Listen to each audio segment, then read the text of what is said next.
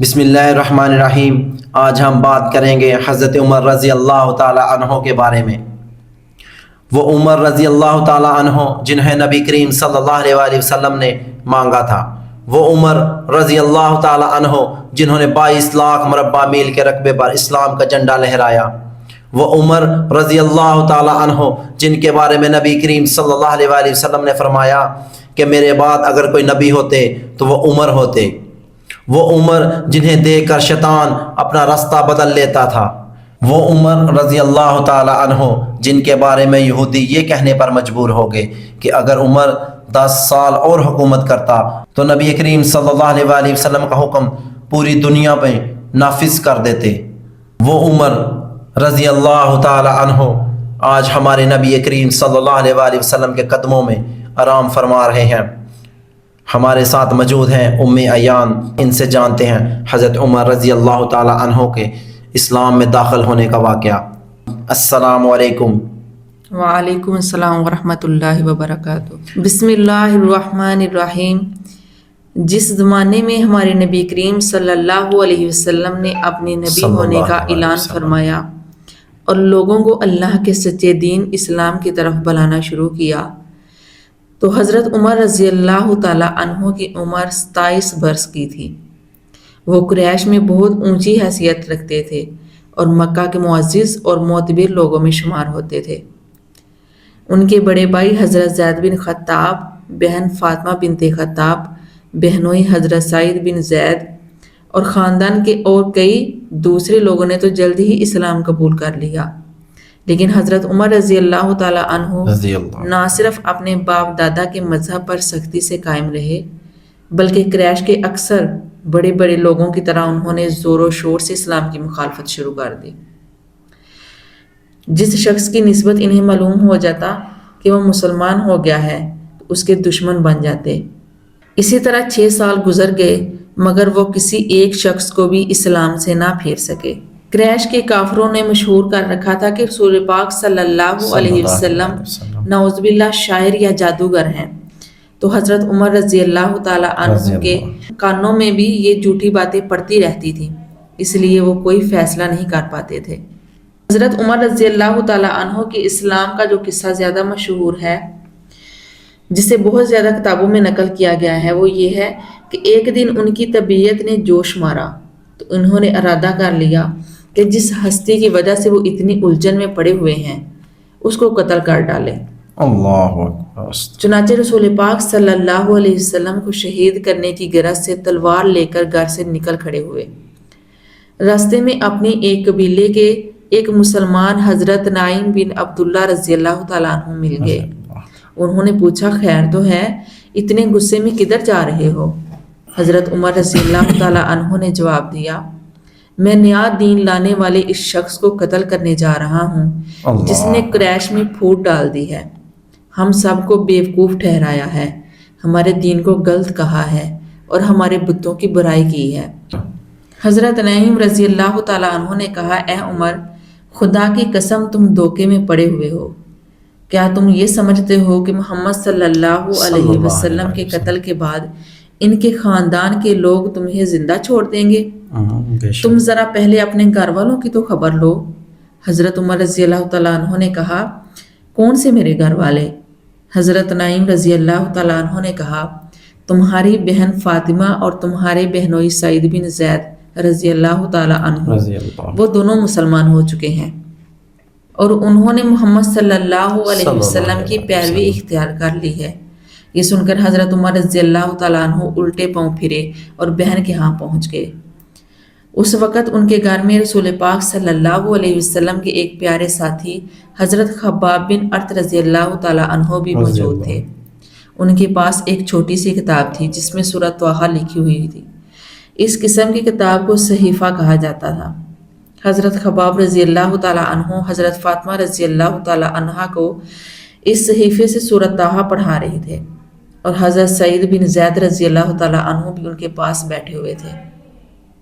حضرت عمر رضی اللہ تعالیٰ عنہ نے دروازہ کھٹکھٹایا تو حضرت خباب رضی اللہ تعالیٰ عنہ گھر کی ایک حصے میں چھپ گئے اور حضرت فاطمہ رضی اللہ تعالیٰ عنہا نے صحیفے کے ورق چھپا دیے، لیکن حضرت عمر رضی اللہ تعالیٰ عنہ پہلے ہی دروازے میں سورۃ طٰہٰ پڑھے جانے کی آوازیں سن چکے تھے۔ انہوں نے اندر پہنچ کر بہن اور بہنوئی سے پوچھا، تم ابھی کیا پڑھ رہے تھے؟ دونوں نے کہا، تم نے کچھ سنا نہیں؟ حضرت عمر رضی اللہ تعالیٰ عنہ نے کہا، نہیں، میں نے سنا ہے، مجھے خبر ملی ہے کہ تم دونوں اپنے باپ دادا کے مذہب سے پھر گئے ہو۔ یہ کہہ کر انہوں نے اپنے بہنوئی حضرت سعید رضی اللہ تعالیٰ عنہ کو پیٹنا شروع کر دیا۔ حضرت فاطمہ رضی اللہ تعالیٰ عنہا شوہر کو بچانے کے لیے آگے بڑھی تو حضرت عمر رضی اللہ تعالیٰ عنہ نے ایک لکڑی سے ان کو بھی مارا، جس سے ان کا سر پھٹ گیا اور وہ لہو لہان ہو گئی۔ اس وقت دونوں میاں بیوی کی زبان سے نکلا، ہاں ہم مسلمان ہو چکے ہیں اور اللہ کے رسول صلی اللہ علیہ وسلم پر ایمان لے آئے ہیں، تم جو چاہو کر لو، اسلام ہمارے دل سے نہیں نکل سکتا۔ بے شک۔ حضرت عمر رضی اللہ تعالیٰ عنہ نے بہن کا خون بہتے دیکھا تو ان کا غصہ ٹھنڈا ہو گیا اور کہنے لگے، تم جو کچھ پڑھ رہے تھے مجھے بھی لا کر دکھاؤ۔ بہن نے کہا، ہمیں ڈر ہے کہ تم اسے ضائع نہ کر دو۔ حضرت عمر رضی اللہ تعالیٰ عنہ بولے، نہیں، میں اپنے خطاؤں کی قسم کھا کر کہتا ہوں کہ میں پڑھ کر اسے واپس کر دوں گا۔ حضرت فاطمہ رضی اللہ تعالیٰ عنہا نے کہا، بھیا اس صحیفے کو پاک صاف آدمی ہی ہاتھ لگا سکتے ہیں، جب تک تم غسل نہ کر لو ہم یہ صحیفہ تمہارے ہاتھ میں نہیں دے سکتے۔ حضرت عمر رضی اللہ تعالیٰ عنہ نے اٹھ کر غسل کیا اور حضرت فاطمہ رضی اللہ تعالیٰ عنہا نے صحیفہ ان کے ہاتھ میں دے دیا۔ جب انہوں نے سورۃ طٰہٰ پڑھنی شروع کی تو بے اختیار ان کی زبان سے نکلا، واہ کیسا عمدہ اور اعلیٰ درجے کا کلام ہے، سبحان اللہ۔ حضرت خباب بن ارت رضی اللہ تعالیٰ عنہ ان کی یہ بات سنتے ہی باہر نکل آئے اور کہا، اے عمر، مجھے امید ہے کہ اللہ نے تم کو اپنے نبی کریم صلی اللہ علیہ وسلم کی دعا کے پورا ہونے کے لیے چن لیا ہے۔ میں نے کل ہی رسول اللہ صلی اللہ علیہ وسلم کو یہ دعا کرتے ہوئے سنا تھا کہ الہی ابو الحکم بن حشام یا عمر بن خطاب کے ذریعے اسلام کو قوت اور عزت دے۔ پس اے عمر، اللہ کی طرف آؤ، اللہ کی طرف آؤ۔ حضرت عمر رضی اللہ تعالیٰ عنہ نے کہا، مجھے محمد صلی اللہ علیہ وسلم کے پاس لے چلو تاکہ میں مسلمان ہو جاؤں۔ حضرت خباب رضی اللہ تعالیٰ عنہ نے ان کو بتایا کہ رسول اللہ صلی اللہ علیہ وسلم اور آپ صلی اللہ علیہ وسلم کے ساتھی اس وقت صفا کی پہاڑی کے قریب ایک مکان دار ارقم میں موجود ہے۔ حضرت عمر رضی اللہ تعالیٰ عنہ تلوار کمر سے باندھے ہوئے سیدھے دار ارقم پہنچے اور دروازہ کھٹکھٹایا۔ رسول پاک صلی اللہ علیہ وسلم کے پیارے ساتھیوں میں سے ایک نے دروازے کی جری سے باہر نظر ڈالی تو دیکھا کہ عمر رضی اللہ تعالیٰ عنہ تلوار باندھے کھڑے ہیں۔ انہوں نے گھبرا کر کہا، یا رسول اللہ، باہر عمر تلوار باندھے کھڑا ہے، خدا جانے وہ کس ارادے سے آیا ہے۔